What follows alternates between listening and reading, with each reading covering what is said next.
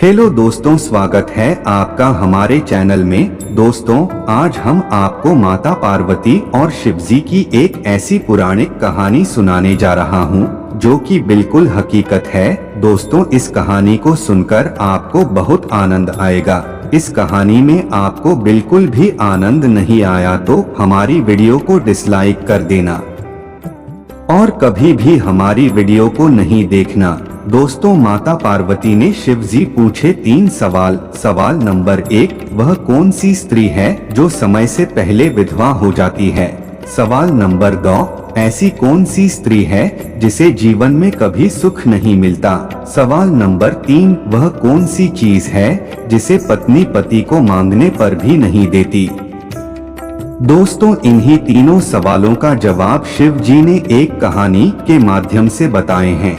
दोस्तों, आइए जानते हैं इस कहानी के माध्यम से जो आपको बहुत अच्छी बातें सीखने को मिलेगी, जिनको आप अपनी जीवन में प्रयोग करके सफलता की राह को आसानी से पा सकते हैं। यह कहानियाँ बेहद ही रोचक और मनोरंजन भरी है, जिसे पढ़कर और सुनकर आपको बहुत ही पसंद आएगी। दोस्तों, एक बार भगवान शिव कैलाश पर्वत पर बैठे थे तो माता पार्वती भगवान शिव से मिलने के लिए जाती हैं और कहने लगती हैं, हे प्रभु, जब मैं आप मिलने के लिए आई थी तो मेरी नजर मृत्यु लोक पर पड़ी तो वहाँ मैंने क्या देखा कि 3 स्त्रियां जो आपस में सहेली थी, उनमें से 2 स्त्रियों विधवा होकर के दुखी जीवन की रही थी, जबकि एक स्त्री सुहागन होकर के अपने पति के साथ सुखी जीवन जी रही थी। प्रभु, यह बात मेरी समझ में नहीं आई, इसलिए मेरे मन में 3 प्रश्न गूंजने लगे। अब मैं आपसे यह चाहती हूँ कि आप मेरे तीनों प्रश्नों के उत्तर देकर के मुझे संतुष्ट करने की कृपा करें। दोस्तों, इस प्रकार माता पार्वती की बात को सुनकर के भगवान शिव कहते हैं, हे पार्वती, तुम मुझे अपने तीनों प्रश्न बताओ, मैं तुम्हें तुम्हारे प्रश्नों के उत्तर देकर के पूरी तरह संतुष्ट करने का प्रयास करूंगा। अब माता पार्वती कहती है कि हे प्रभु, मेरा पहला प्रश्न है, कौन सी स्त्री समय से पहले विधवा हो जाती है। और मेरा दूसरा प्रश्न है, कौन सी स्त्री को जीवन में कभी सुख नहीं मिलता। और मेरा तीसरा प्रश्न है, कौन सी चीज ऐसी है जो एक पत्नी अपने पति को मांगने से भी नहीं देती। दोस्तों, इस प्रकार माता पार्वती के प्रश्न सुनकर के भगवान शिव कहने लगे, हे पार्वती, तुम जिन स्त्रियों की बात कर रही हो उनमें से 2 स्त्रियों विधवा होकर के अपना दुखी जीवन की रही है और वहीं पर एक स्त्री सुहागन होकर के अपने पति के साथ में अपना सुखी जीवन जी रही है। तुम जानना चाहती हो आखिरकार ऐसा क्यों है, तो मैं तुम्हें एक छोटी सी कहानी के माध्यम से समझाता हूँ। इसे तुम बहुत ही ध्यान से सुनना। आधी अधूरी कहानी सुनने वालों को आधा अधूरा ही ज्ञान मिलता है, जो जीवन में कभी काम नहीं आता, क्योंकि तुम्हारे तीनों प्रश्नों के उत्तर इसी छोटी सी कहानी में समाये हुए हैं। अगर तुमने इस कहानी बड़े ध्यान से सुना तो तुम्हारे तीनों प्रश्नों के उत्तर तुम्हें अवश्य मिलेंगे और तुम्हें संतुष्टि प्राप्त होगी। दोस्तों, माता पार्वती जी शिव जी से कहती हैं, हे प्रभु, मैं आपकी बात से सहमत हूँ, आप तब तक मेरा मन किसी दूसरे स्थान पर नहीं जाएगा। दोस्तों, अगर आप यह कहानी सुनने जा रहे हैं तो कृपया इसे पूरा ही जरूर सुनिएगा और इस कथा को बीच में आधा अधूरा छोड़कर जाने की गलती मत करिएगा, क्योंकि इस पवित्र कथा को बीच में आधा अधूरा छोड़ देने से आपको पाप भी लग सकता है। इसलिए आप इस कथा को पूरा ही अवश्य सुने, क्योंकि आप भोलेनाथ के सच्चे भक्त हो तो भोलेनाथ का अनादर ना करें और इस कथा को पूरा ही जरूर सुने। आइए बढ़ते हैं कहानी में आगे। दोस्तों, भगवान शिव कहते हैं कि हे पार्वती, सबसे पहले मैं तुम्हें उस स्त्री की कहानी सुनाता हूँ जो सुहागन बनकर सुखी जीवन जी रही है। देखो, जिस सुहागन स्त्री की तुम बात कर रही हो वो सुहागन स्त्री एक राजा के नौकर की पत्नी है, और जिस नौकर की वो पत्नी है तो उस नौकर को अपनी पत्नी पर पूर्ण विश्वास और भरोसा है कि वो पतिव्रता है, जिसकी महिमा वो अपने साथियों में बार बार करता है। अब देखो, एक दिन की बात है, उस राजा के नौकर ने अपनी पत्नी की प्रशंसा इतनी की कि बात धीरे धीरे फैलती गई और राजा कानों तक पहुंच गई।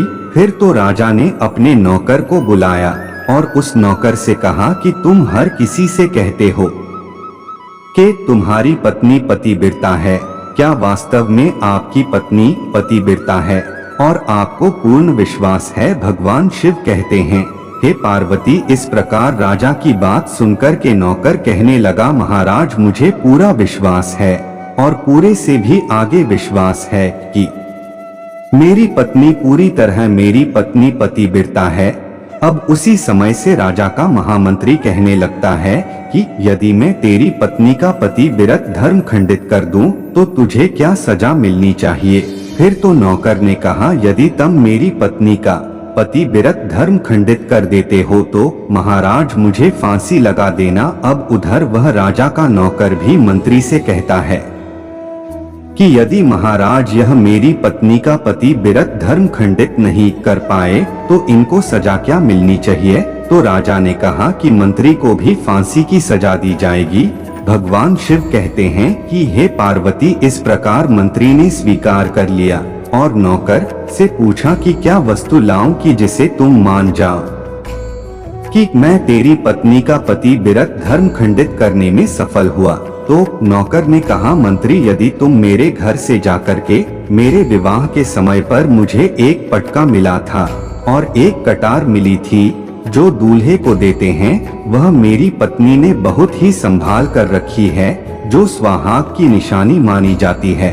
यदि तू पटका और कटार लाकर मुझे दिखा दे तो मैं मान जाऊंगा कि मेरी पत्नी का पतिव्रत धर्म तूने पूरी तरह नष्ट कर दिया है। अब भगवान शिव कहते हैं कि हे पार्वती, शर्त स्वीकार हो जाने के बाद में वो मंत्री शहर में जाता है और एक दूती से जाकर मिलता है। वो दूती हमेशा एक दूसरे से भिड़ाने का काम करती थी और जो काम कोई नहीं करता था वह काम करने में वह सक्षम थी। फिर इस प्रकार उस मंत्री ने उस दूती को अपने स्वार्थ के लिए बुलाया और दूती से कहा, देखो, एक इस नाम का एक व्यक्ति है, उससे मेरी शर्त लगी है। और फिर उसने उसे उस शर्त के बारे में उस दूती को सारा कुछ बता दिया। फिर वह उस दूती से कहने लगा कि तू कैसे भी करके उस स्त्री से मेरा संपर्क करवा दे, तुझे जितना धन चाहिए मैं उतना धन दूंगा। भगवान शिव कहते हैं, हे पार्वती, इस प्रकार मंत्री की बात सुनकर के दूती कहने लगी, भाई, तू उस औरत के बारे में बात मत कर, वह औरत पूरी तरह से पतिव्रता है, तेरी ओर थूकेगी भी नहीं और तेरी शक्ल भी नहीं दिखेगी और उनके परिवार के व्यक्ति भी खूंखार हैं, तेरी खाल उतार लेंगे। तो मंत्री कहने लगा, ठीक है, यदि तू मेरा उससे संपर्क नहीं करवा सकती है तो एक काम कर दे, उसके घर से जाकर के पटका और कटार चुरा कर ला दे और उसकी पत्नी के गुप्त आंग के पास में यदि कोई चिन्ह हो तो वह चिन्ह भी मुझे देख कर के बता दे, फिर मैं तुझे मुंह मांगा इनाम दूंगा। भगवान शिव कहते हैं कि हे पार्वती, यह बात दूती की समझ में आ गई। उसने कहा, ठीक है, मैं तुम्हारा काम अवश्य करूंगी। नौकर शहर में रहता था। दूती नौकर के घर जाती है और उसकी पत्नी से जाकर बोलती है कि बेटी, मैं तेरी पति की बुआ हूँ, मैं कई बरसों के बाद आई हूँ। फिर तो उस स्त्री ने कहा, आओ बुआ जी, मैंने आपको पहले कभी देखा नहीं, इसलिए पहचान नहीं पाई। और इस प्रकार उस दूती को उस नौकर की पतिव्रता स्त्री ने बहुत ही बड़ा सम्मान दिया, मगर उसे क्या मालूम था उसके साथ में चल करने आई है। अब भगवान शिव कहते हैं कि हे पार्वती, इस प्रकार वह दूती उस पतिव्रता स्त्री के साथ में 2 दिन तक रुकी। जिस समय में वह स्त्री स्नान करने लगी, तभी दूती वहां से उठ करके उस पतिव्रता स्त्री की कमर मलने लगी। उस पतिव्रता स्त्री ने बहुत मना भी किया, फिर भी वो दूती नहीं मनी और कहने लगी कि मुझे तो बेटी से भी प्यारी लगती हो, तुम मना नहीं करो। काफी दिनों के बाद में मेरी तुम्हारी मुलाकात पहली बार में हुई है। अब ऐसा कहकर के वह दूती मुख पर हाथ फिराने लगी। फिर आंखों को धोने के बहाने से उस दूती ने उस पतिव्रता स्त्री की आंखों पर पानी मार दिया और उसे स्त्री की आंखें बंद हो गई। इस प्रकार गुप्त आंग के पास में जांघ पर उस स्त्री को एक तिल था जो दूती ने देख लिया, बस उसका काम बन गया।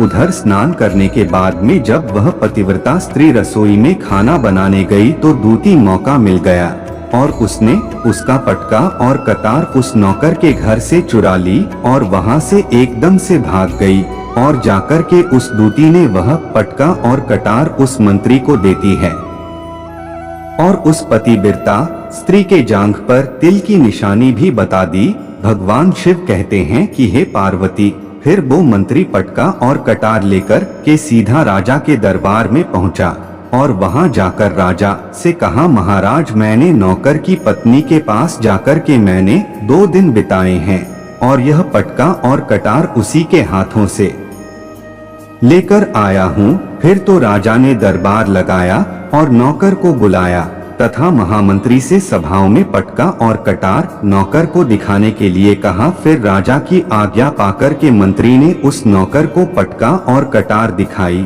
और उसकी पत्नी के गुप्त आंग के पास में जांघ पर तिल भी बताया तो नौकर मान गया कि वास्तव में आज मेरी पत्नी ने अपना पति विरत धर्म पूरी तरह से भंग करवा लिया। भगवान शिव कहते हैं, हे पार्वती, फिर तो राजा ने फांसी का दिन 15 दिन के बाद में रख दिया और कहा कि नौकर को 15 दिन के बाद में फांसी पर चढ़ाया जाएगा और इस प्रकार से नौकर से उसकी अंतिम इच्छा पूछी तो नौकर ने कहा कि मैं अपनी पत्नी से अंतिम बार मिलना चाहता हूँ।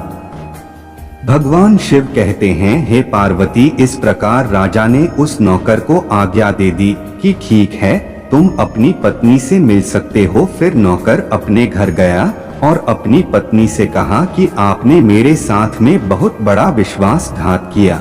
मैंने आपके विश्वास पर मंत्री से ऐसी शर्त लगाई थी कि राजा के दरबार में राजा सामने मैंने कहा था कि मेरी पत्नी का पति विरत धर्म कोई नष्ट कर दे तो मुझे फांसी लगा देना। अब मुझे 15 दिन के बाद में फांसी लगा दी जाएगी। मेरे साथ विश्वासघात करके तुमने ठीक नहीं किया।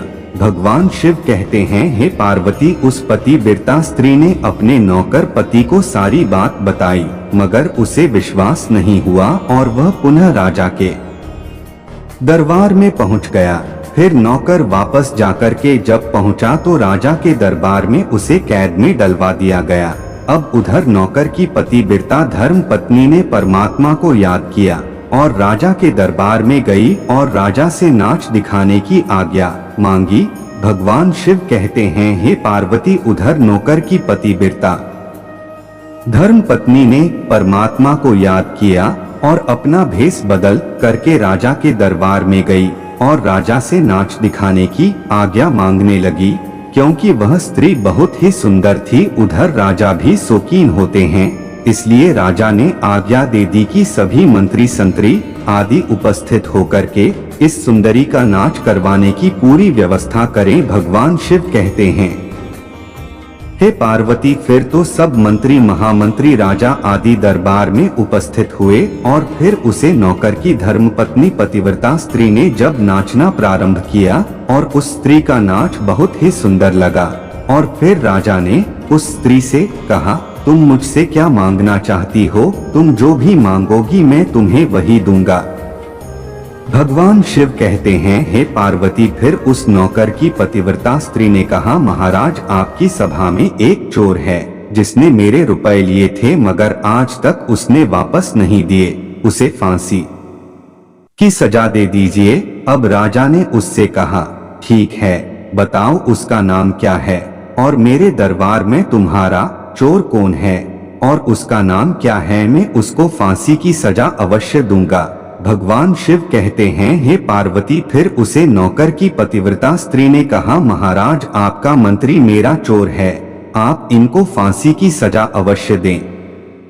अब उधर जैसे ही मंत्री ने सुना कि ये सुंदरी मुझे अपना चोर बता रही है तो मंत्री कहने लगा, महाराज, मैं कसम खाकर कहता हूँ कि मैंने इसका कभी कुछ नहीं चुराया है, मैंने इसे आज तक कभी देखा ही नहीं है, तो मैं इसकी चोरी कैसे कर सकता हूँ? मैंने आज तक इसकी शक्ल ही नहीं देखी है अब भगवान शिव कहते हैं, हे पार्वती, जैसे ही मंत्री ने कहा कि मैं इस सुंदरी की आज तक शक्ल ही नहीं देखी है, तो वह सुंदरी कहने लगी, महाराज, यदि यह मंत्री मुझे जानता नहीं है तो आप इससे यह पूछे कि यह पटका का और कटार कहाँ से लाया था। मैं उस नौकर की पत्नी हूँ जो आपके यहाँ पर नौकरी करता है और आप मेरे निर्दोष पति को फांसी चढ़ने वाले हैं।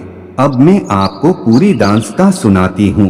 यह जो आपका मंत्री है, इसने मेरे पास में अपनी एक दूती को भेज करके मेरी जांघ के तिल का पता लगाया और उसी ने यह पटका तथा कटार चुरा करके इसको ला करके दी। और आपके मंत्री के द्वारा भेजी गई दूती जब मेरे घर पर आई थी तो उसने मुझसे कहा था कि वह मेरे पति की बुआ है। वह पहली बार आई है, इसलिए मैं उसकी पहचान नहीं सकी। और महाराज, इसी प्रकार उस स्त्री को अपने यहाँ पर बहुत बड़ा सम्मान दिया और अपने यहाँ पर ठहरने की उसकी व्यवस्था की। भगवान शिव कहते हैं, हे पार्वती, इस प्रकार उस नौकर की पतिव्रता स्त्री की बात को सुनकर के राजा ने दूती को बुलाया।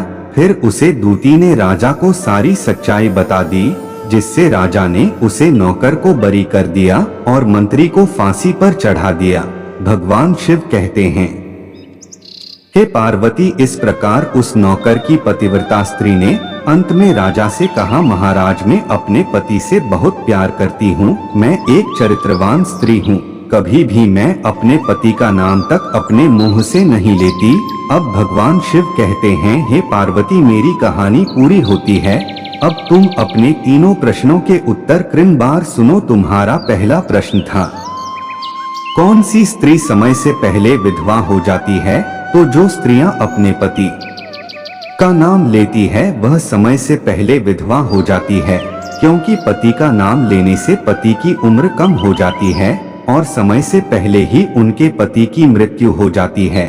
ऐसी स्त्रियां जो अपने पति का नाम लेती है वह समय से पहले ही विधवा होकर के एक दुखी जीवन जीती है। बस यही राज की बात है कि तुम जिन 3 सहेलियों की बातें कर रही थी और में से तो विधवा थी और एक यह नौकर की पत्नी थी जो पतिव्रता स्त्री थी। यह पतिव्रता स्त्री कभी भी अपने पति का नाम मुंह से नहीं लेती थी। उधर वह 2 स्त्रियों जो विधवा होकर जीवन जी रही थी वह अपने पति का नाम लेकर ही बुलाती थी, जिसकी वजह से उनके पति की उम्र कम हुई और फिर वो दोनों स्त्रियां समय से पहले ही विधवा हो गई और आज वह दुखी जीवन की रही है। इसलिए कभी भी स्त्री को अपने पति का नाम अपने मुंह से नहीं लेना चाहिए। अब तुम्हारा दूसरा प्रश्न था कि कौन सी स्त्री को जीवन में कभी सुख नहीं मिलता? तो समझ लो, जो स्त्रियां अपने पति की बिना अनुमति के किसी तीर्थ स्थान या किसी उत्सव में जाती है उनके जीवन में कभी सुख नहीं आता। ऐसी स्त्रियां जीवन भर दुखी रहती हैं और उन्हें कभी अपने पति का प्रेम नहीं मिलता है। अब भगवान शिव कहते हैं कि हे पार्वती, तुम्हारा तीसरा प्रश्न था कि ऐसी कौन सी चीज है जो एक पत्नी अपने पति को मांगने से भी नहीं देती? तो समझ लो, वह चीज गली है। एक चरित्रवान स्त्री कभी अपने पति को गाली नहीं दे सकती और जो स्त्री गाली देती है वह स्त्री कभी चरित्रवान नहीं होती और ऐसी स्त्री जीवन भर रोती है। उसके जीवन में कभी सुखी घड़ी नहीं आती और समय से पहले ही ऐसी स्त्री विधवा हो जाती है।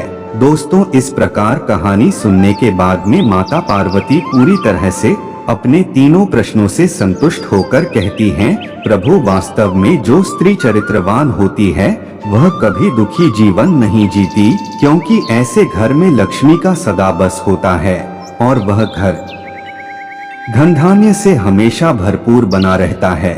ऐसी स्त्रियां हमेशा घर को स्वर्ग बना देती है। दोस्तों, आपको यह माता पार्वती और शिवजी की कहानी कैसी लगी कमेंट करके जरूर बताएं और कमेंट में जय भोलेनाथ जरूर लिखें। दोस्तों, यदि आपको हमारी वीडियो अच्छी लगे तो वीडियो को लाइक एंड चैनल को सब्सक्राइब जरूर कर लेना, ताकि आने वाली इसी तरह की हर कहानी की वीडियो आप तक सबसे पहले पहुंचे। धन्यवाद। मिलते इसी तरह की अगली कहानी वीडियो में। धन्यवाद।